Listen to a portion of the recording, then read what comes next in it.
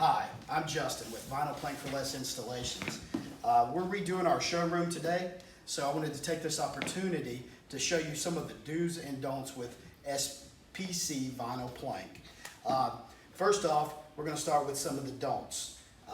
When installing SPC vinyl plank, you do not want to do what we call every other board, where you have boards lining up with each other, every other board.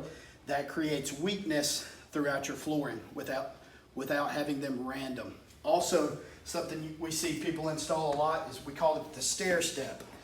This creates weaknesses, especially in doorways and hallways where you have not as many planks wide.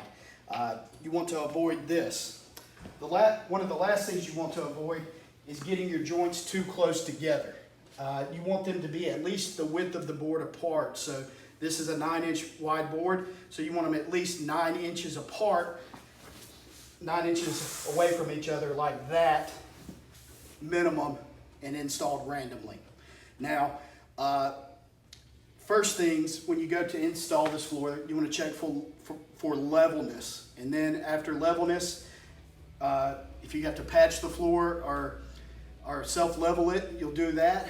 But after that, you want to put down 6mm plastic. 6mm plastic is a 100% moisture barrier.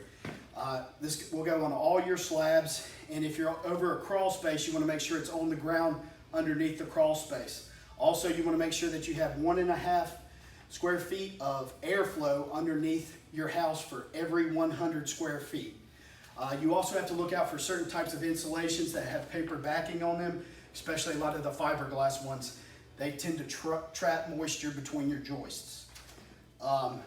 The next thing is you want to make sure that you leave expansion gap everywhere on both sides of your floor. This is one of the most important things with vinyl plank.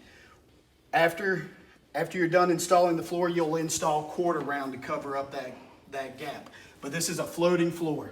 It needs to have proper expansion everywhere. You don't want to cut it tight anywhere if possible. Also, we have two different types of locking mechanisms.